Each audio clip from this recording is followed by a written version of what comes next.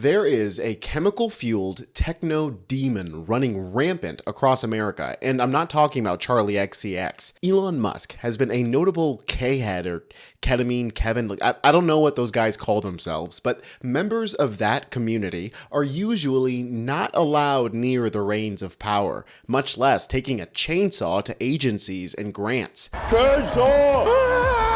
Now that I think about it, they usually aren't allowed near chainsaws, period. This story is going to get trippy, folks, as a new alarming video just surfaced of Musk moving around SpaceX like Edgar the Bug Alien from Men in Black. I want to thank you guys for liking and subbing. It really helps us fuel our criticizing Trump habit, which is soon to be illegal.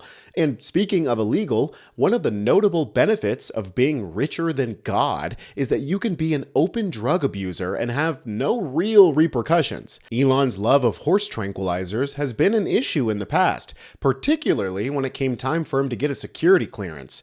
Musk couldn't even qualify for the same security clearance that most of his SpaceX employees have. Of course, that didn't matter in the long run, as security clearance was the least of everyone's worries once Musk revved up that empathy is weakness chainsaw and went to town on US aid.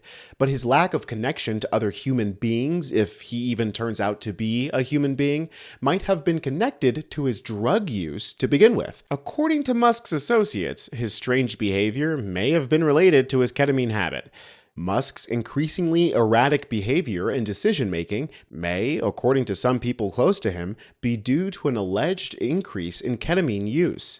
Musk tweeted in apparent support of the drug, "Depression is overdiagnosed in the US, but for some people it really is a brain chemistry issue." And I'm sure there are tons of things for Elon to be depressed about right now. He said, but zombifying people with SSRIs for sure happens way too much. From what I've seen with friends, ketamine taken occasionally is a better option. Yeah, right, friends. We all know that you don't have any of those. Now, it's clear that the one cool thing that Elon ever did, take a single puff of weed on Joe Rogan, altered the course of his life forever. I guess it's true what they say, it really is a gateway drug. And in Elon's case, that gateway led straight to ketamine. Musk has made multiple public appearances absolutely zooted out of his mind. The first being day one of Trump's presidency. The man couldn't even be bothered to wait until the after party. Then he takes surrogate mom number 3, I think, to Bedminster while rolling his ass off on the K train, and does that trick, that silverware trick that my dad used to do to entertain me as a toddler. The ketamine must be taking him back to his childhood because he seems to be astonished at his ability to balance a fork on his finger.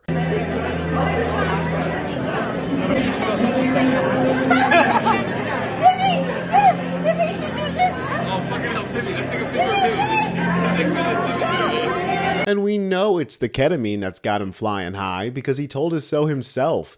Here he is with Don Lemon telling everyone that he only uses a small amount of the illegal drug. Do you think you're inebriated when you do ketamine?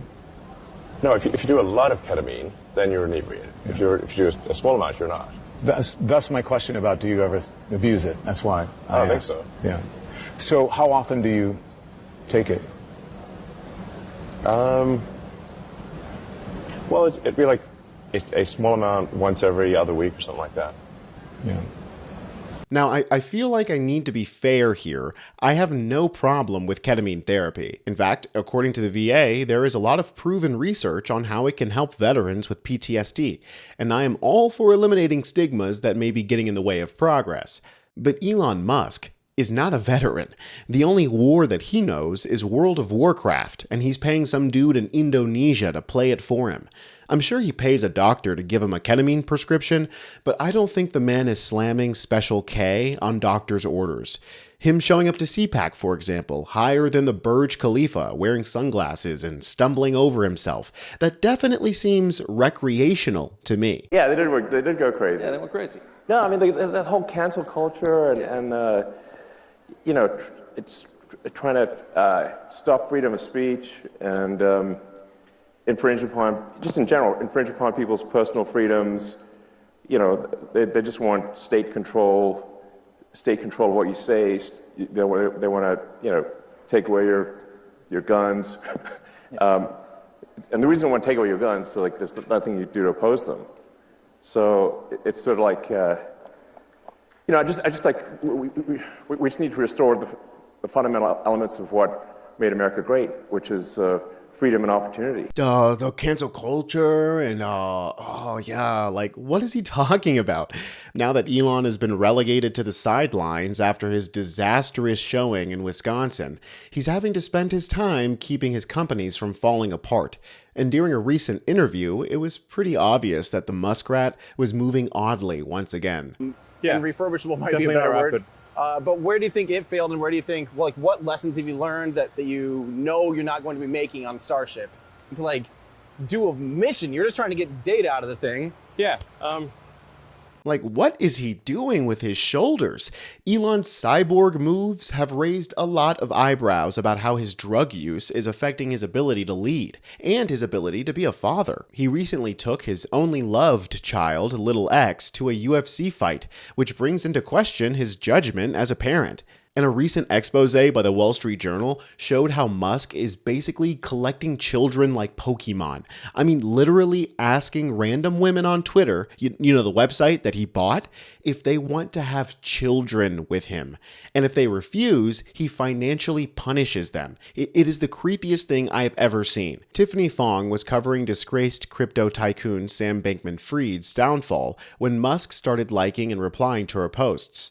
Musk's interactions ramped up as Fong posted more political content in support of Trump, and Musk followed her last summer. That sort of attention from Musk on X, where he has 219 million followers, sent droves of followers to Fong, which was a financial boon. During the height of her interactions with the billionaire, Fong earned $21,000 on the platform in a 2-week period in November. That was about when Musk sent her a direct message asking if she was interested in having his child. That is absolutely horrendous. The two had never met in person.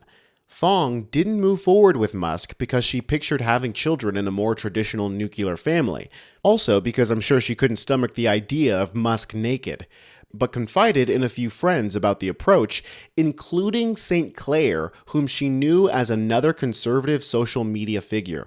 St. Clair is Ashley St. Clair, the new secret mom that Musk was hiding during the election. She talked to St. Clair about how she worried that turning him down could hurt her earnings. Once Musk learned that Fong disclosed the request to others, he chided her for not using discretion, according to the People, and unfollowed her. That contributed to a fall in her engagement, and her earnings declined.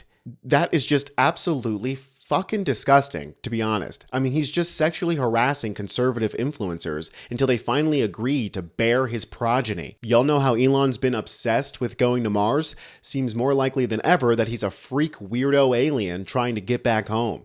I'm Tony Hinderman with Really American, and I'll catch you next time.